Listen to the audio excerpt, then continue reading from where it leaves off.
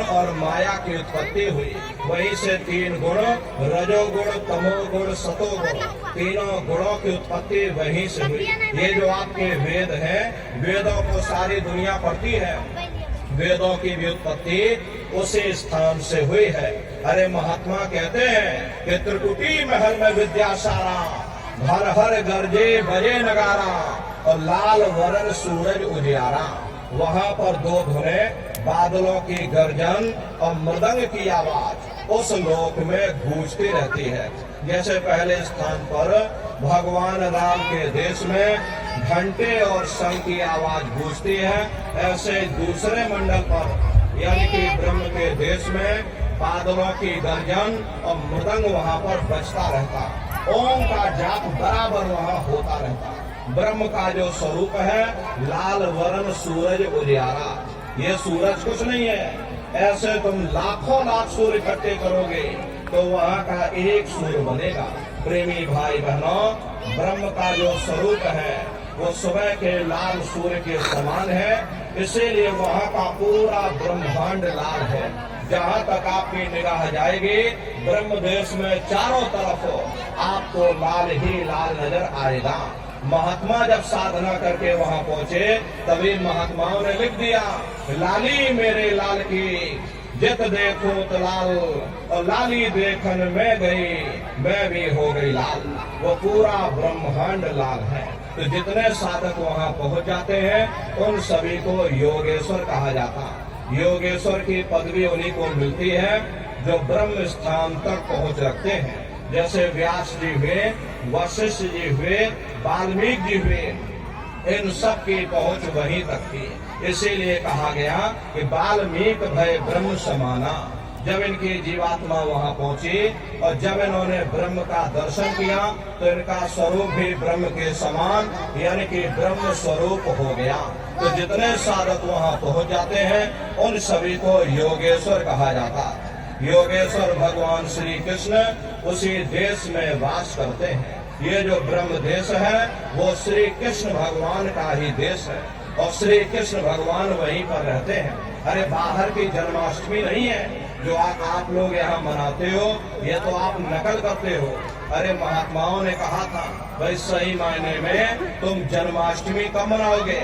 जब तुम्हारी ये जीवात्मा पांच तत्व जल, पृथ्वी, अग्नि, वायु, आकाश और तीन गुणों रजोगुण, तमोगुण, सतोगुण, पांच तत्व और तीन गुणों से परे होकर के ब्रह्म देश में पहुंच करके जब कृष्ण भगवान का दर्शन कर लोगे तब सही मायने में जन्म अष्टमी मनाई जाएगी। वहाँ कृष्ण भगवान का दर्शन करने के बाद में फिर तुम्हारी यही जीवात्मा तीसरे मंडल की आवाज को पकड़ करके और तीसरे मंडल की चढ़ाई करती है।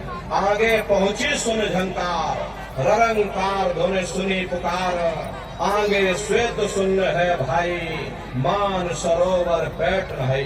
उसी के ऊपर तीसरा देश आता है जिसे महात्माओं ने सुन देश कहा। उसी को रारंग देश कहा जाता, उसी को अक्षर और नेति कहा जाता। वहाँ के जो मालिक है वो रारंग पुरुष है यानी कि पर ब्रह्म पुरुष है। वहाँ किंगरी और सारंगी दो धुने उस लोक में गूंजती रहती है और पर ब्रह्म पुरुष का जो स्वरूप है वो पूर्णमासी के चंद्रमा के समान बड़ा ही मनमोहक स्वरूप है। इसी स्थान पर प्रेमी भाई बहनों एक बहुत बड़ा अमृत का सरोवर बना है जिसे महात्माओं ने मान सरोवर कहा। जब तुम्हारी ये जीवात्मा उस मान सरोवर में जाकर स्नान कर लेगी तो जन्म जन्मांतरों के तुम्हारे मैले पाप कर्म साफ हो जाएंगे। अरे यहाँ के पानी से तुम्हारे कर्मों की सफाई नहीं होने वाली। ये बाहर का पानी तुम्हारे शरीर के मैल को धो सकता है, लेकिन जो पापों का मैल है, जो अंतःकरण में ये जो कर्मों की गंदगी आपने अपने ऊपर लाद रखी है, वो जब साफ होगी जब आप तीसरे मंडल पर पहुंच करके उस गंगा में डुबकी लगाओगे। उसमें स्नान करने के बाद में ये जीवात्मा हंस रूप हो जाती है। हंसन मिले हंसा हो जाए, मिले जो अमी आहारा है। जीवात्मा का खुद का प्रकाश उस अमृत के सरोवर में स्नान करने के बाद में 16 सूर्य के बराबर हो जाता। तो फिर यही जीवात्मा चौथे मंडल की आवाज को पकड़ करके चौथे मंडल की चढ़ाई करती है। 2 पर्वत के संग निहारो, भंवर गुफा ते संत पुकारो। 2 पर्वतों को पार करने के बाद में वो बड़ा सुंदर देश आता, जिसे महात्माओं ने भंवर गुफा कहा। वहाँ के जो मालिक हैं वो सोहंग पुरुष हैं। वहाँ बंशी यानी मुरली की मधुर ध्वनिया सदा उस लोक में उच्चारण होती रहती। और सोहंग पुरुष का जो स्वरूप है वो दोपहर के सूर्य के समान महाप्रकाशवान स्वरूप है। अरे स्वरूप में अंतर है। पहले स्थान पर निरंजन भगवान का जो स्वरूप था वो ज्योतिष स्वरूप था। दूसरे स्थान पर ब्रह्म का जो स्वरूप है वो सुबह के लाल सूर्य के समान है। तीसरे स्थान पर ब्रह्म पुरुष का जो स्वरूप है वो पूर्णमासी के चंद्रमा के समान है। चौथे स्थान पर सोहंग पुरुष का जो स्वरूप है वो दोपहर के सूर्य के समान महाप्रकाशवान स्वरूप है। और वहाँ के धनी का दर्शन करने के बाद में ताके परे धाम सतनामा और 3 बजे सतलोक ठिकाना। सोहंग देश के ऊपर वो 5वां देश आता, जिसे महात्माओं ने सचखंड देश कहा। वो सचखंड देश अजर अमर अविनाशी सदा एक रस रहने वाला देश है। वहाँ न काल है, न कर्म है, न दुख है, न संताप है, न पुण्य है, न पाप है। जो जीवात्माएं वहाँ पर पहुँच जाती हमेशा के लिए जन्म मरण के बंधनों से आजाद हो जाती। वहाँ